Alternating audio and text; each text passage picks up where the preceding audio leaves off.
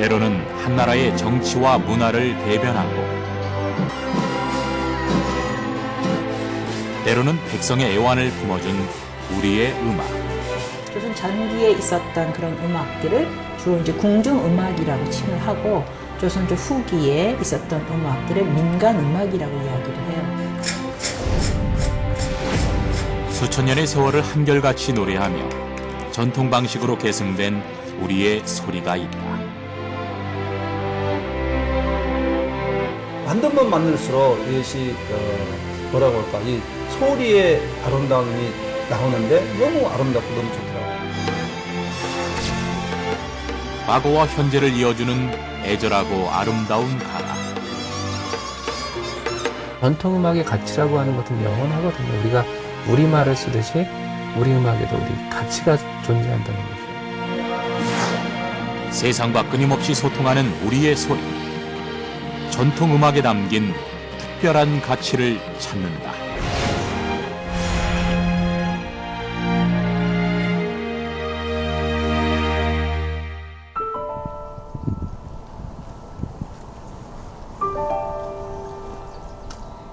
마치 시간이 멈춘 듯 만물이 움츠러드는 계절에 뜻밖의 전시를 만났다.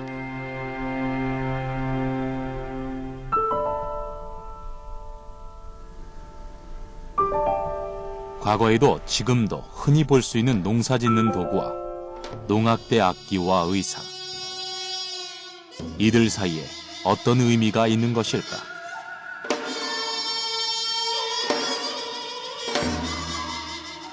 농업이 근간이 되었던 고대 국가 시절, 의식주를 해결하기 위해 하루하루 계속되던 고된 노동의 생활에서 우리에게 용기를 북돋아주고 위로를 건넸던 것은 바로 음악이었다.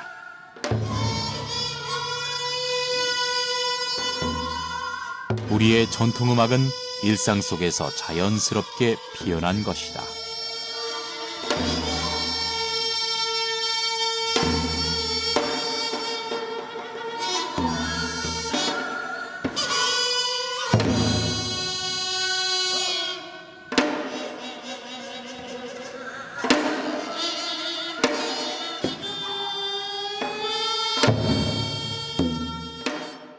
할머니, 할아버지들이 정말 즐겨서 생활했던 그런 농사 지면서 하던 음악, 그 다음에 바다에서 생활하면서 하시던 음악, 또 우리 생활에서 모든 그 생로병사에 빠질 수 없는 그런 음악.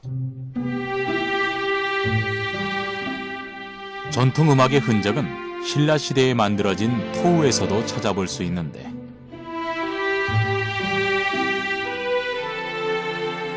다양한 인물을 빚어놓은 인형들 사이로 악기를 켜는 악동과 노래하는 사람들이 보인다. 고구려 시대의 생활상을 엿볼 수 있는 고구려 고분벽화는 사냥하는 사람들, 귀족들의 생활 모습 등이 새겨져 있는데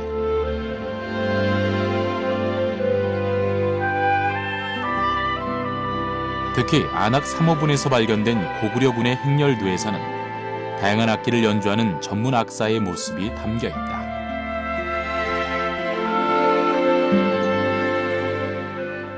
원래 시대에 따라서 많은 그 분류의 체계의 변화가 있었는데요. 삼국시대에 따르면은 외래에서 들어온 음악, 주로 이제 당나라로부터 많이 들어왔기 때문에 당악, 본토에서 자생한 음악들, 이런 것들을 가르쳐서 향악. 그러니까 당악과 향악, 이분법 체계로 구분되던 그런 분류가 있었고요. 그 다음에 이제 고려시대 때 들어오면은 아마도 송으로부터 들어온 악이라고 하는 것이 굉장히 중요한 분류 체계 속에서 기능하고 있지 않았나 생각됩니다. 그리고 이것은 이제 조선시대까지도 많은 영향을 주게 되죠. 우리나라의 문화는 중국의 영향을 받았기에 음악도 고대 중국의 것을 받아 발전되었다. 삼국시대를 거쳐 조선시대에 들어서는 왕권 강화를 도모하고 궁중의 예의를 중시하는 음악으로 나타났다.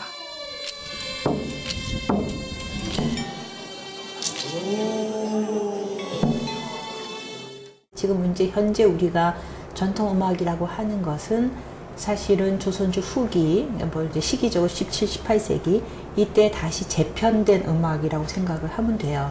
조선조 전기의 음악은 사실은 그 대부분의 음악이 궁중을 중심으로 음악이 즐겨지고 이용되고 수요가 그쪽이었고, 그 조선조 후기로 가게 되면 이제 그 주류, 우리가 이제 보통 헤게모니 이렇게 얘기하기도 하고 이제 주류라고 말할 수 있긴 하는데, 그러한 주류가 민간 음악 쪽으로 가요.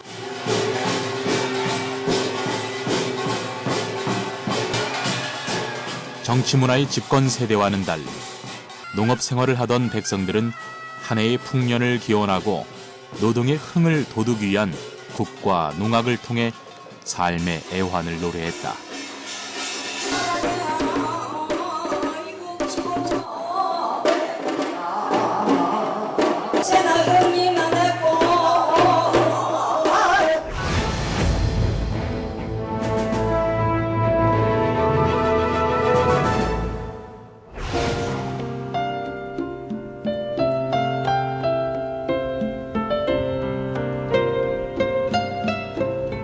험난한 산세로 지역적 구분이 뚜렷한 우리나라는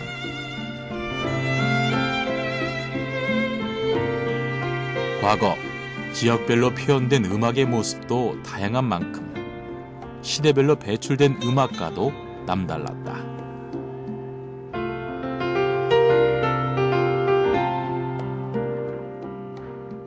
우리가 이제 3대 악성 얘기하면 교과서에서 우리나라의 3대 악성을 써라 이러면은 이제 왕산악, 우룩, 그 다음에 박연 이렇게 얘기하는 경우가 많습니다.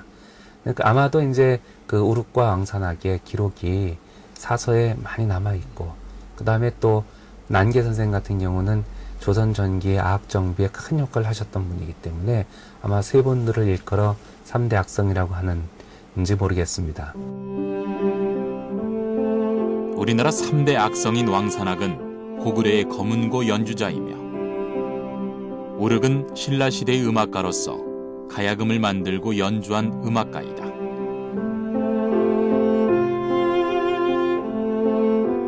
조선시대를 대표하는 음악가는 난계 박연이라는 인물로 조선 전기 문신이자 조선시대 음악을 정비하게 된다. 박연 선생님의 난계 사당으로서 박연 선생의 음악적 업적, 음악적 혼 이런 걸 갖다 받들기 위하여 만들어진 난계 사당입니다. 왕권 강화를 도모하던 조선시대 궁중에서는 음악을 통해 위신을 세우려 했고, 난계 박연은 아악 정리, 악보 편찬, 편경, 편종의 악기 제작 등을 진행하며 궁중음악의 기틀을 마련했다. 음계가 정립이 안 됐던 음계를 가지고 했던 음악들을 갖다가 먼저 박연 선생님이 12율이라는 걸, 율명이죠. 12율이라는 음을 갖다가 만드신 거죠. 그 다음에 거기에 맞게끔 악기를 갖다가 연주할 수 있는 편정평의 악기를 제작하셨고, 또 정감보라고 하는 악보를 또 편찬을 하셨고, 그래서 음악을 할 수 있는 기틀, 음률, 악기 제작, 악보 이런 걸 갖다가 두루 다 만드신 분이 박연 선생님이라고 할 수가 있겠습니다. 박연은 피리와 가야금을 연주하던 음악가였으며, 정치적으로는 문화행정관료로서 조선 초기 음악을 개혁했다. 박연은 자신을 적극적으로 후원해준 세종대왕을 도와 음률을 맞추는 악기인 편경을 제작하는 업적을 남긴다. 율관 제작이라고 하는 것이 국가적인 사업이 됐던 것이 조선 전기의 일이고요. 그 율관을 정비를 해서 그걸 가지고 편종과 편경의 율을 또 맞춘 것이고요. 그러면 합주를 할 때는 편종, 편계 음악 소리를 듣고 거기에 음이 맞아야 음이 어우르지 않겠습니까? 그렇기 때문에 이 편종, 편경이라고 하는 것이 나중에 그 음을 조정할 때 그런 그 기준이 될 수도 있다는 것입니다. 편경은 옥이나 돌로 만든 크고 작은 경을 엮어 일정한 음률을 내는 악기로서 악기를 조율할 때 기준이 되어주며, 편경이 얇으면 음이 낮고 두꺼우면 음이 높은 소리를 낸다.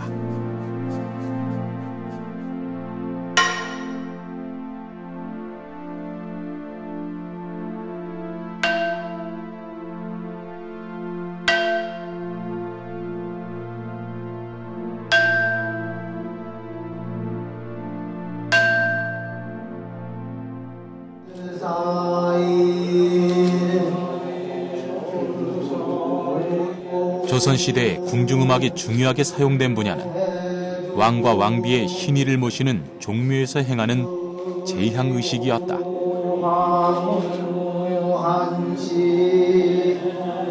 조선조 전기의 음악은 그 음악들의 주류 중심을 이제 궁중에다 둘 수가 있겠는데, 궁중에서 조선조의 궁중이라고 하는 것은 사실은 유교를 기반으로 한 국가였잖아요. 그래서 유교의 이념에 맞는 음악이 조훈 음악인 거예요. 예와 악이 하나가 되는, 예가 있을 때는 반드시 음악이 따르는. 그래서 그거를 용도별로 분류하면은 이제 제사에 지내는 음악, 그 제례악이라고 하고, 궁중 연향, 요새 말로 하면 파티죠. 거기에 쓰여지는 음악, 연향악. 그리고 이제 그 행차와 관련된 군대 행차, 뭐 임금의 궁 밖의 거동 이럴 때 굴레악. 그래서 조선 전기의 궁중에서 쓰여졌던 음악은 궁중음악이라고 묶어가지고 그 안에서 용도별로 제례악, 연례악, 굴레악 이렇게 그 나눠볼 수가 있어요. 종묘 제례악은 종묘에서 제사를 지내는 의례에서 연주되던 음악으로서 유네스코 세계 무형유산으로 선정되었다. 대규모의 악기 편성과 함께 노래와 춤이 어우러지는 종묘 제례악은 연주의 중후함과 향연의 화려함이 공존하는 왕실의 제사음악이다.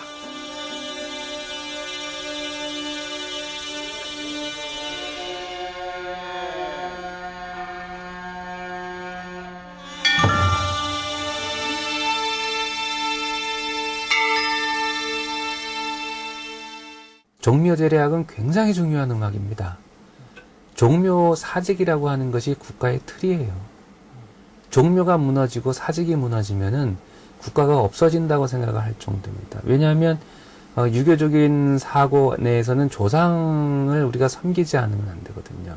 국가에서 먼저, 나라에서 먼저 그것을 모범을 보여야 그것이 백성들도 따라하게 되는 것이잖아요. 그러니까 국가의 그 뜰 형성을 할 때 태조의 선대 그리고 이후에 모든 그런 제왕들을 기리는 그런 제사를 하게 되고, 그 제사를 모시는 것이 바로 종묘 의례가 되는 것입니다.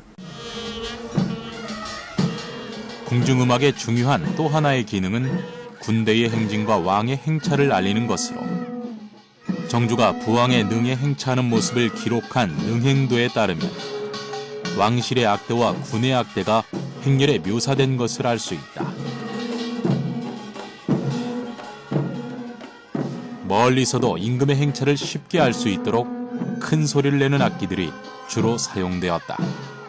태평소를 제외한 나머지는 그러니까 나발 같은 경우도 이제 선율을 연주할 수 없지요. 그러니까 리듬 같은 것들을 연주하게 되고, 다양한 타악기하고 연결이 돼서 우리나라의 음악 중에 굉장히 유래를 찾아볼 수 없을 만큼 독특한 음악을 형성합니다. 태평소 소리가 굉장히 크기 때문에 임금의 행차가 온다라고 하는 것을 이 대추타 음악을 듣고 알게 되는 것이에요. 그래서 오늘날에도 대추타라고 하는 것은 행진 음악으로서 많이 활용을 하게 되죠. 대추타 하랍신다!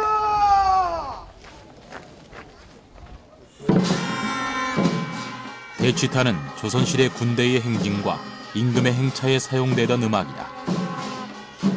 취타란 불고 친다는 뜻으로 호적, 나발, 태평소 등 관악기와 징, 북, 장구 같은 타악기가 사용되며 호령하듯 위엄이 있는 장쾌한 음악이다. 조선시대 궁중음악의 의계와 악보는 성현의 주관으로 체계적으로 정리되어 악학괴범으로 편찬된다. 궁중의례를 음악으로 장악하기 위해 기록된 악서이다. 궁중정제 절차, 의식 사용하는 음악, 그 다음에 악기는 어떻게 제작하고 어떻게 만들고, 그리고 그 재료는 무엇인가, 그리고 조연은 어떻게 하는 것인가에 대한 악기에 대한 문제, 그 다음에 정제할 때 복식과 음울들은 어떻게 갖추는가에 대한 문제, 그리고 음악은 어떤 이론으로 구성이 되어 있는가, 음악을 어떻게 악조를 해석해야 되는가, 그리고 그것은 어떠한 그런 그 가치를 지니고 있는가에 대한 모든 것을 정리한 책이고. 그러나 시대가 흐르면서 조선은 두 차례에 걸친 대규모 임진왜란을 치르게 된다. 이 과정에서 국력은 쇠퇴하고 백성의 삶은 점점 고단해져만 간다. 임진난을 겪고 조선조 후기로 오면서 실학에 대한 생각이 굉장히 많이 싹트잖아요. 그래서 실용적인 것들을 찾아가면서 결국은 내가 좋다고 느끼는 것이 좋은 음악이다. 그때 이제 민간 음악에서 굉장히 다양한 장르의 음악이 많이 나와요. 그래서 뭐 민요도 물론 그 전에도 있었긴 하겠지만 민요도 그렇고 민간의 이제 노래 장르가 뭐 가곡가사 시조, 뭐 작가, 뭐 지금 뭐 경기 작가, 남도 작가, 서도 작가 이제 지방별로 다 분류되기도 하고 또 더 뒤로 가면 이제 판소리 그리고 이제 기악적으로 무슨 산조 또 구두막과 관련되는 시나위 그래서 굉장히 많은 장르들이 조선조 후기에 생기가 되죠. 이러한 사회 분위기 속에서 정월 대보름에 사자타를 쓰고 신명나게 놀아보는 북청 사자놀이 같은 백성의 감정을 분출할 수 있는 민간 음악이 등장하는 것이다. 하지만 조선 후기에 들어오면 조선의 그런 신분제가 약간 흔들리게 되죠. 그리고 민간의 그런 그 유생들, 소위 말해서 이제 유학자들이 본인이 선호하고 있는 그런 음악에 대한 기록들을 조금씩 문집에 남기게 됩니다. 조선시대 후기의 사회상을 담은 풍속화에도 민간 음악의 기록이 남아있는데 풍속화가 김홍도의 그림에서도 악사를 불러 연회를 베풀고 연주와 노래, 춤을 즐기는 모습을 볼 수 있다.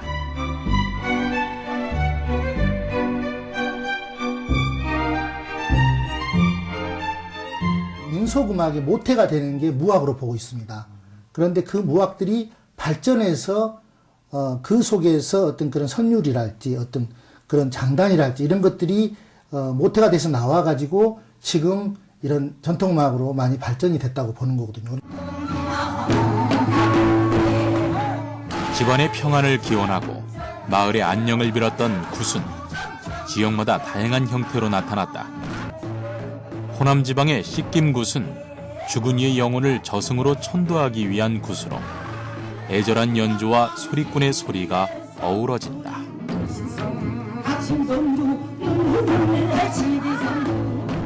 특히 이제 남독굿은 그 악사들이 이제 보통 씻김굿에서는 고인이라고 말을 하는데요. 그분들이 이제 뒤에서 바라지를 소리를 해주고 타악도 해주고 악기하면서 소리도 해주고 받아주고 이렇게 합니다. 민간음악의 또 다른 특징으로는 악기를 다채롭게 사용한 것으로 피리와 같은 관악기를 중심으로 연주되는 대풍류의 경우 승무와 탈춤의 반주음악을 하거나 무용 없이 기악으로도 연주됐다. 대풍류라고 하면은 이제 대나무가 중심이 돼서 관악 영산회상 그러니까 이제 피리, 대금, 해금 이렇게 주로 관악기가 중심이 된 큰 편성으로 해서 이제 우리가 연불 타령, 뭐 반연불, 사면 타령, 이제 별곡 타령 이런 이제 곡을 쭉 연결해서 연주하는 것을 우리가 이제 대풍류라고 합니다. 궁중음악과 민간음악으로 구분되는 조선시대의 음악은 다양한 악기들이 사용되어 풍부한 음악을 연주하며 애절한 가락을 만들었다. 이런 모든 음악의 연주에서 눈에 띄는 것은 공통으로 쓰였던 악기인 해금이다.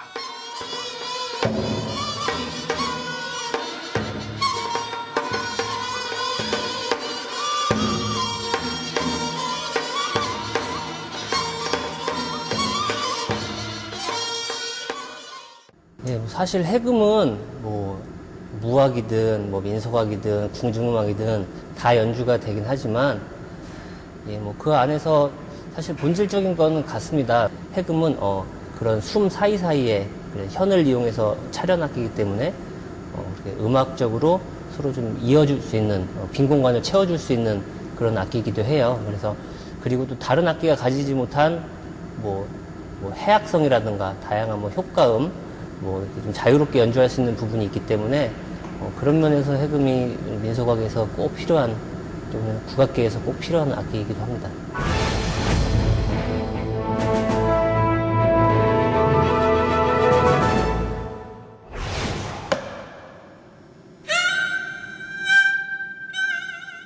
마치 사람이 말하듯 자유로운 음의 높낮이를 노래하며 때로는 장난스럽게, 때로는 격한 감정의 울림을 연주하는 해금은 다양한 음악 연주에 사용된 악기다.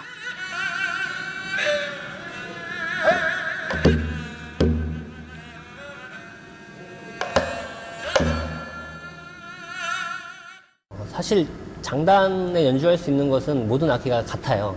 해금만이 연주할 수 있는 장단이 있는 것은 아니지만 국악의 특징은 같은 장단, 같은 선율을 연주하더라도 그 사람마다 목소리가 다르잖아요. 남자가 있고 여자가 있고 아이가 있고 어른이 있듯이 각자 악기들의 특징에 따라서 표현 방법이 많이 달라집니다. 깡깡이, 앵금 등으로 부르기도 하는 해금은 실을 꼬아 만든 두 가닥의 줄을 활로 마찰해 연주하며 해금은 다른 국악기와 달리 서양 음계를 모두 소리낼 수 있어 연주가 자유롭다. 해금만의 특징은 다른 악기들이 관악기들이 쭉쭉 뻗는 음을 할 때라든가 그럴 때 해금은 좀 잘게 좀 익살스러운 표현을 많이 하는 편이고요.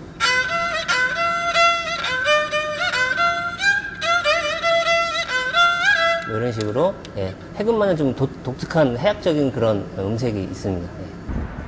다양한 음색으로 애절함을 담고 있는 해금의 소리는 어떻게 탄생한 것일까? 오랜 세월 전해 내려오는 전통 제작 방식에 그 비밀이 숨어 있다. 조준석 악기장은 40년 동안 해금을 만들며 우리의 전통 소리를 고집해왔다.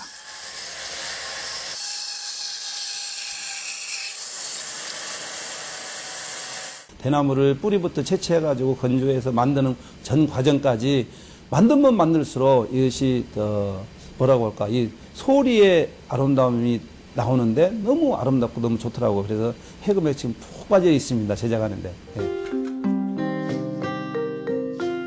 활 하나로 자유로운 음률을 켤 수 있는 해금은 그 제작 과정이 매우 까다롭다. 먼저 굵고 단단한 대나무의 뿌리를 다듬어 울림통을 만든다. 해금 울림통, 대나무 뿌리인데요. 이거 이제 왜 이렇게 수작업으로 하냐면은 이 생김새가 이렇게 보시다시피 타원형으로 되나 인위적으로 기계로 깎아버리면은 그 강약이 틀리기 때문에 아주 중요합니다. 그래서 이것은 손으로 직접 결을 보면서 두께로 보면서 이렇게 깎아야 소리가 자연의 소리가 잘 나죠. 이 해금 울림통에서 제일 중요한 부분이 겉에 이렇게 따듬은 겁니다. 울림통의 겉부분을 매끄럽게 다듬은 후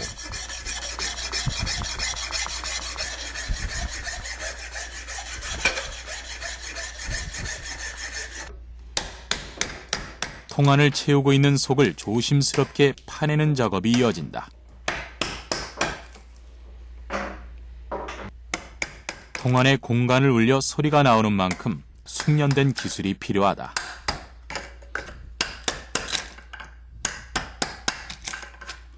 이 속 파는 것도 두께에 따라서 소리가 크고 적고 많이 차이점이 나거든요. 그래서 이 속 파는 작업도 이쪽 부분은 좀 두껍게 해주고 이쪽 복판 붙이는 약간 얇게 하면서 해야 소리가 모아갖고 아름다운 소리가 나오지.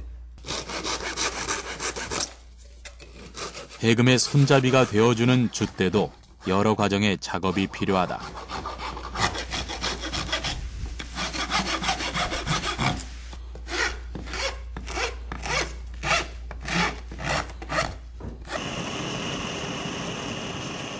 대나무의 휘어진 부분은 불로 그을려 곧고 바르게 펴준다.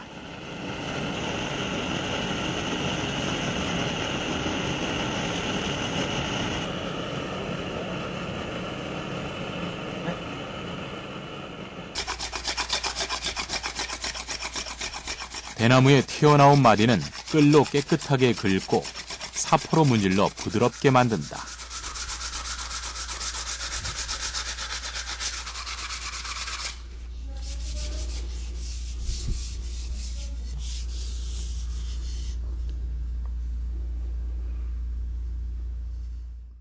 이 잡은 데에서 마디가 있으면 딱 걸리면 안 되기 때문에 반드시 매끄럽게 사포질을 해줘야 이제 연주하는데 불편이 없죠. 왔다 갔다 하면은.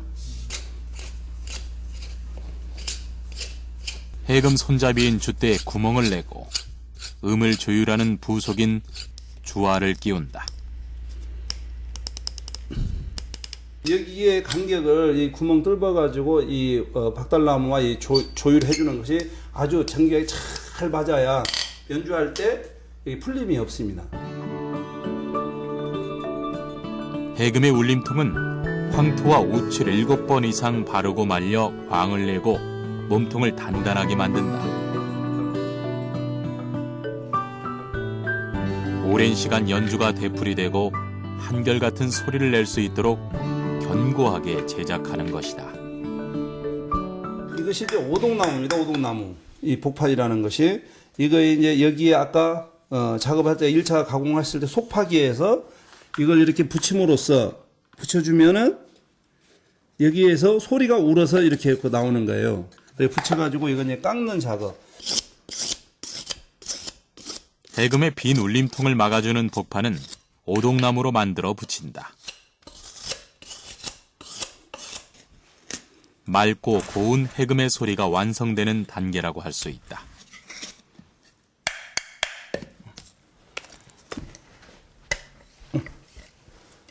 두 줄의 실을 주화에 걸고 연주할 수 있도록 활에 끼우면 비로소 해금의 노래 생명이 불어넣어진다.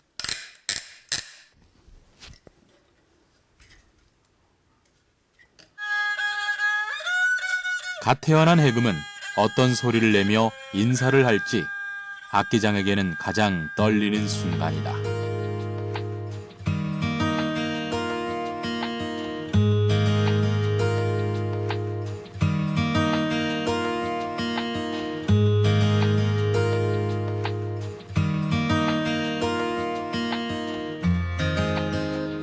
우리 악기는 좋은 점이 자연의 소재에서 자연의 소리가 난단 말이에요. 유일합니다. 전 세계에서 현으로 된 악기는.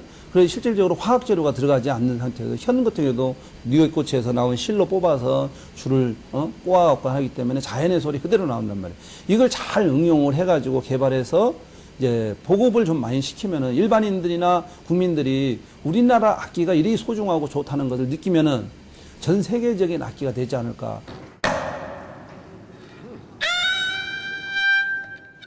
해금이 단독으로 연주하는 해금산조는 해금의 풍부한 음율이 마치 사람이 노래하는 것과 같다. 궁중음악의 장엄함부터 민중의 희노애락을 표현하기까지 해금의 울림이야말로 진정한 우리의 소리라고 할 수 있을 것이다.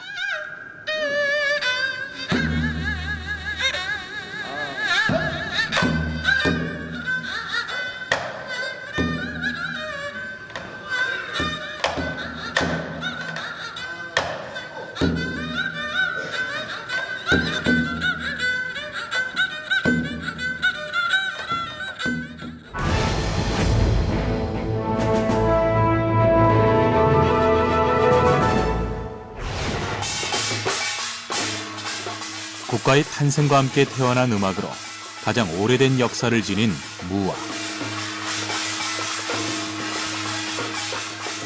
무당의 구판에서 다양한 악기로 연주하는 무악은 조선시대 후기의 특별한 형태로 재탄생한다.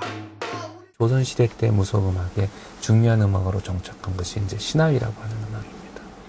신하위의 그 용어에 대해서는 굉장히 설이 많습니다. 신라시대 때 향가가 바로 신하위다. 향이라고 하는 것은 고을이라는 뜻으로 이해할 수가 있고요. 어쨌든 그런 신하위라고 하는 이름을 가진 음악이 육자배기 토리권, 즉 한강 이남하고 전라도, 충청도 서부, 경상도 서부 이런 쪽에 그 지역에서 연주하고 있는 무속음악 속의 반주음악으로 활용이 되고 있다는 것입니다.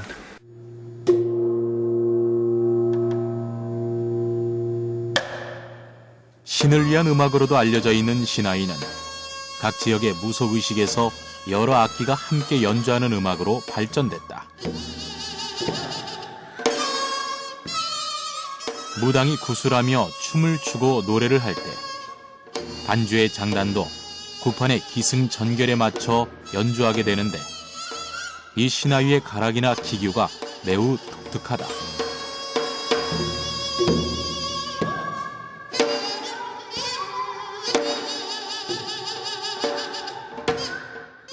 반주 악대의 구성이 소위 말해서 사면육각이라고 하는 구성이에요. 그러니까 예를 들어서 해금, 피리, 대금, 그죠? 그 다음에 장고, 징 이런 형태. 최근에는 이제 아젠, 가야금, 심지어는 검은고로 나온 신하에도 일제강점기에 있었는데요. 신하위는 해금, 대금, 목피리, 겹피리, 북, 장구 6가지가 사용되는 삼현육각의 악기 구성으로 이루어진다.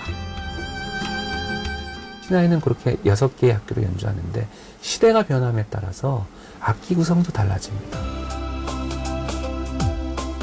대풍류, 신하위, 판소리 등 고정된 형식과 소리는 존재하지만 우리의 전통음악은 연주될 때마다 연주자와 소리꾼 개성에 의해 다르게 표현되었다.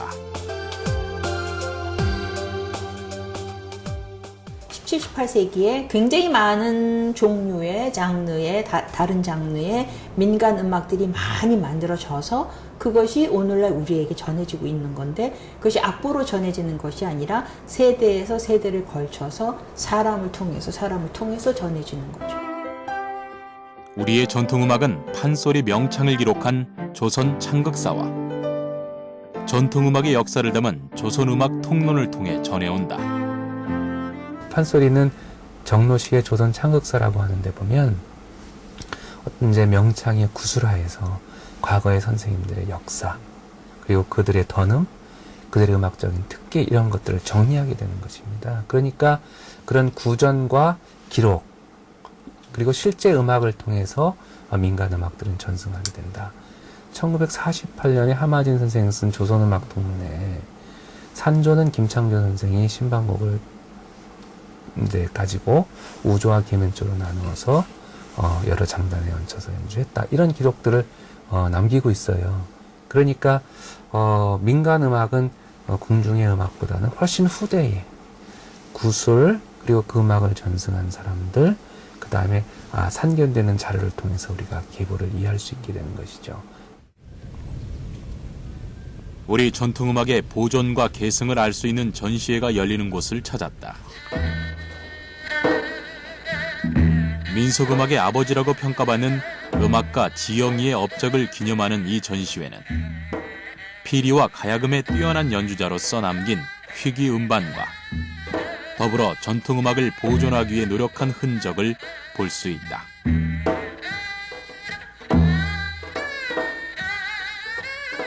지영이 선생님의 경우에 그분이 이제 굿판 출신의 연주가이면서 이론가인데 그 당시는 뭐 그렇게 녹음기가 흔한 것도 아니고 이런 음악을 기록을 해야 된다라든가 그런 생각도 별로 없었고 그저 그냥 사람에서 사람으로 전승이 되고 있었기 때문에 별로 그런 거에 아쉬움이 없었지만 그분 나름으로 그 경기 여러 지역을 손수 발로 그러니까 필드웍이라고 하는데 발로 다니면서 그 음악을 없어질 음악을 채집을 해서 당신이 앉아가지고 그 서툴지만 그래도 악보로 막 이렇게 당신이 아시는 걸 다 정리하고 그러니까 그분을 이제 그거를 읽으신 거죠.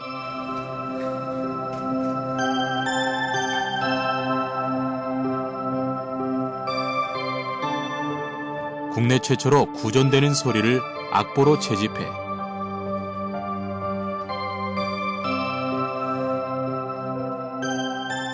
전통음악의 교본으로 작성하며 음악교육을 시작한 지영이의 업적은 후대에도 높이 평가받고 있다.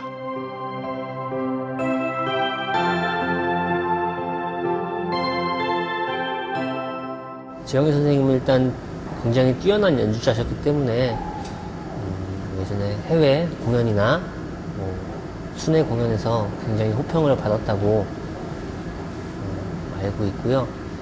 그런 업적과 그런 연주 활동 둘 다 선생님의 국악의 세계화를 이루는 그런 힘이었다고 생각합니다.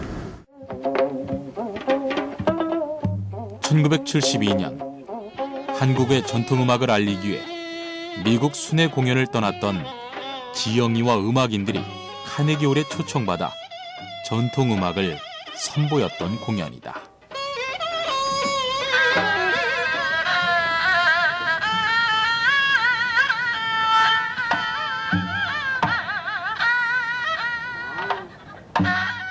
실제 음악적인 그런 소양뿐만이 아니라 그 주변적인, 그리고 또 이제 근대 음악화 시키는 것이죠, 전통음악을. 거기서 중요한 역할을 했던 핵심 인물이기 때문에 지영희 선생님, 우리가 근대 음악의 아버지라는 말까지 붙일 수도 있지 않을까 저는 생각해봅니다. 우리나라의 음악 관장기관의 역사를 살펴보면 신라시대에는 음성서라는 궁중음악 관청이 존재했고, 고려시대에는 대학서, 조선시대에는 장학원으로 이어지며 궁중의 모든 음악을 맡아보았다. 사실은 그 매 왕조마다 신라 때도 이제 음성서라고 하는 기관이 있었고, 고려 시대도 있었고, 조선조에도 다 있었거든요. 그런 것이 이제 일제 강점기를 거치면서 흩어졌다가 다시 이제 국립국악원이 만들어진 거라, 광복 60여 년, 70여 년 되는 그 역사지만 사실은 몇천 년 역사가 여기에 스며 있는 거나 마찬가지고, 여기서 우리를 통해서 그런 교육을 한다든지 또 음악을 진흥한다든지, 또 한편으로 그 연구실이 있어서 거기서 연구를 해서 다시 또 현대 예술로 만든다든지, 그런 국악에 관한 모든 총본산 그리고 굉장히 그 역사를 깊게 가진 그런 국가기관이죠. 조선시대에 정립된 우리의 전통음악은 수백 년이 흐른 현대에도 후대 음악인들에 의해 전 세계에서 주목받고 있다.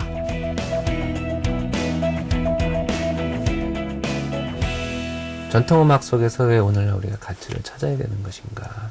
그거는 유네스코의 세계무형문화유산으로 각국이 자국의 문화를 왜 등재시키는 것과 관련이 있다고 봅니다. 그러니까 우리는 독창적이라고 하지만 실제로 범세계적으로 통용되는 공통의 문화일 수도 있고요. 그러니까 우리가 우리 전통음악을 가지고 우리의 가치, 우리의 그런 그 의미를 세계인들에게 보여줄 수 있는 방법은 전통음악에 대한 깊은 이해, 깊은 해석, 깊은 연구, 보존, 계승에 있다고 생각합니다. 우리의 생활 속에서 자연스럽게 탄생한 우리의 전통음악. 시대의 문화와 민중의 정신을 고스란히 품고 있는 우리의 음악. 그 전통음악의 가치를 보존하는 것이 후대의 몫이다. 지방에 있는 그 농요를 좀 더 끄집어내고, 또 그러니까 그 어떤 음악적인 모태가 됐던 어떤 그 아주 깊은 시골이랄지 거의 지금 많이 발전은 됐습니다만은 그런 부분들을 더 끄집어내서 이 시대에 맞는 어떤 그런 그 음악적 형태로 그걸 잘 보존해서 계승해가지고 발전시키는 거, 예, 그게 좀 중요하지 않을까 그렇게 생각합니다. 국가와 왕실의 예를 지키는 음악.